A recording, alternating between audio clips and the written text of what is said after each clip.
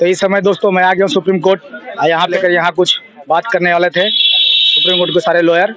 आप जुड़ना चाहते हो और हिंदू मुसलमान का नारा बनाकर आप इलेक्शन लड़ते हो। आप ये सवाल करते हो कि देश सुरक्षित हाथों में, आज शेड्यूल कास्ट सुरक्षित हाथों में नहीं है, आज मुस्लिम सुरक्षित हाथों में नहीं है, देश की बेटी जो है सुरक्षित हाथों में नहीं है।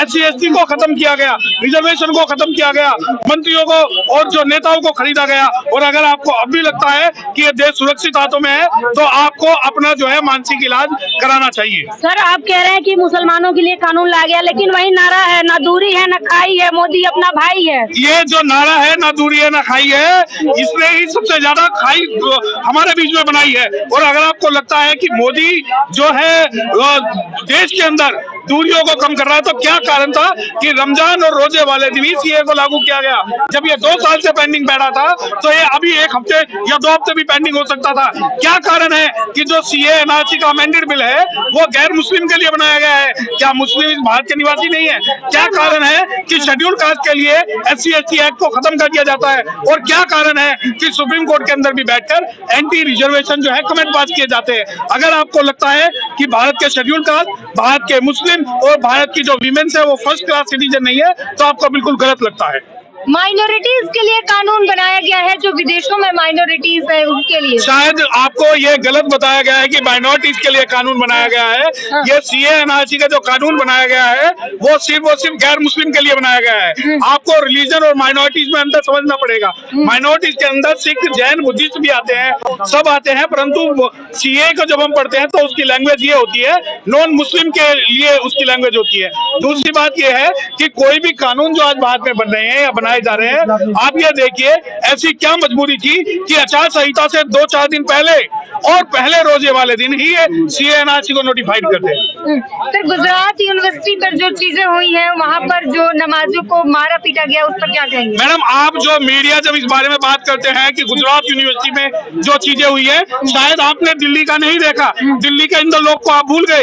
एक तरफ दिल्ली का इंदर लोग आप भूल जाते हैं, दूसरी तरफ यमुना पार में हुए जो दंगे होते हैं उन्हें आप भूल जाते हैं। तो आप गुजरात हजारों किलोमीटर दूर जाने की जरूरत नहीं है, आप दिल्ली के अंदर जाइए। दिल्ली के अंदर आज ये देखिए कि विशेष संप्रदाय के लोग जो है मस्जिदों के सामने जाके एक विशेष प्रकार के नारे मारते हैं और इंदर लोग की घटना जो है पूरी दुनिया उसको देख रही है। देश मजबूत हो रहा है, आप विरोध कर रहे हैं। देखिए, देश मजबूत नहीं हो रहा, देश को ये बेकार कर रहे हैं, जाति के नाम पे, धर्म के नाम पे, करप्शन के नाम पर। अरे सबूत तो है नहीं आप लोगों के पास। किस बात का सबूत चाहिए आपको? अगर EVM हैक करने का सबूत चाहिए तो क्या कारण है आज मेट्रो के बाहर आप EVM मशीन लेके बैठे हैं? जब तक ये EVM मशीन है नहीं, चुनाव आयोग को हम इस बात का चैलेंज कर रहे हैं कि पूरी दुनिया से जिस भी देश से EVM को इंपोर्ट कर रहे हैं उस देश के साइंटिस्टों को बुला के आप हमारा ओपन चैलेंज एक्सेप्ट करिए। और जब आप सबूत की बात करते हैं तो सबूत है तो यहाँ लाके दिखाइए। नहीं, हम सुप्रीम कोर्ट में हमने मुकदमे फाइल किए हुए हैं और एक भी मुकदमा सुप्रीम कोर्ट में ऐसा नहीं है जो ये कहता हो कि EVM जो है 100% टेम्पर प्रूफ है। EVM 100% टेम्पर प्रूफ नहीं है।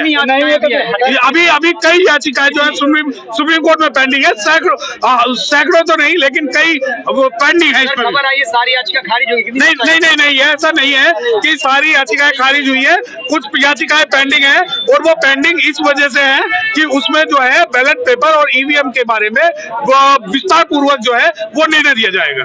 आगे लड़ाई इतनी आसान? देखिए, लड़ाई तो आप ये मानिए कि लड़ाई आसान नहीं है, लड़ाई तो अभी शुरू हुई है और ये लड़ाई आगे बहुत लंबी चलेगी क्योंकि इन्होंने इलेक्शन नोटिफाइड कर दिए हैं और इलेक्शन नोटिफाइड करने का मतलब है कि कहीं ना कहीं ये इस मामले को बहुत लंबा ले जाना चाहता है। हार रहे हैं इसलिए कह रहे हैं कि माहौल बना जा रहा है। देखिए, अगर महकती रुख को गुलाब कर देंगे, हम इस बात सबका हिसाब कर देंगे और रहने दे पैमाने के अंदर ही साकी, वरना एक बूंद से शहर का पानी खराब कर देंगे।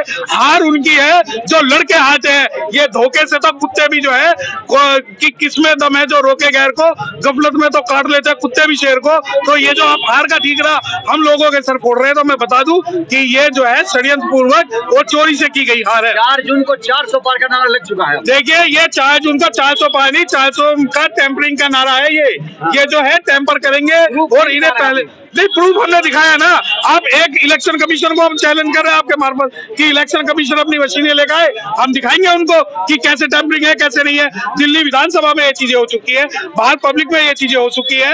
और रही, आप अगर ये मानते हैं कि मर्डर का मतलब सिर्फ और सिर्फ गोली मारना, तो ऐसा नहीं है। मर्डर का मतलब ऐसा नहीं है कि सिर्फ जब आपको कोई मारेगा तभी वो आएगा हारने का। और जो टैंपरिंग की बात है, सर कहा जाता है सिर्फ शक जाहिर कर रहे हैं, कोई ऐसे देखिए जो भी इस बारे में कह रहा है कि हम सिर्फ शक जाहिर कर रहे हैं, उन्हें हम डायरेक्ट इस बात के लिए चैलेंज कर रहे हैं कि आप जो ईवीएम मशीन है वीवीपैट के माध्यम से, उन्हें आप ओपनली हमें दीजिए, हम उसमें टैंपरिंग करा के दिखाइए। ये मशीन तो वो बंद नहीं करे, फिर अगला कदम क्या होगा आप लोग का? हम कंटिन्यूसली लड़ाई लड़ेंगे। ये लड़ाई हमारी लोकतंत्र को बचाने की है। टाइम भी नहीं है, चाहे इस बार का टाइम हो जाएंगे, लड़ाई नहीं, क्या अगर टाइम हो ना हो, हमारा जो मुद्दा है वो एक व्यवस्था के खिलाफ आवाज उठाना है। और अगर आपको ये लगता है कि इलेक्शन खत्म होने के बाद में ईवीएम का आंदोलन खत्म हो जाएगा, तो आपको गलत लगता है, क्योंकि ये कंटिन्यूसली लड़ाई लड़ने वाली है। और इसके अंदर इन्होंने साधन संपदा और सारे के सारे जो रिसोर्सेज है उन सब पे कब्जा किया हुआ है। सर, लेकिन इस लड़ाई का परिणाम नहीं निकल रहा। नहीं, परिणाम निकल रहा है ना। जो चुनाव आयोग मशीनों को सील पैक रखता था, वो अब गांव गली नुक्कड़ मेट्रो स्टेशन और सबको उसका डेमो दिखा रहा है। ये परिणाम है। लड़ाई धीरे ही सही मगर लड़ी जाएगी। अगर ईवीएम बैन नहीं हुआ, जल समाज लेंगे आप लोग? क्या सॉरी, जल समाज लोगे आप लोग? नहीं, जल समाधि नहीं, हम उन्हें जल समाधि देंगे, क्योंकि हम संविधान को मानने वाले लोग हैं। हमारी लड़ाई, अब आप ये कहो कि भारत के अंदर जातिवाद बंद नहीं हुआ तो आप जल समाधि लोगे? ये 5000 साल की लड़ाई है जातिवाद से लड़ने की।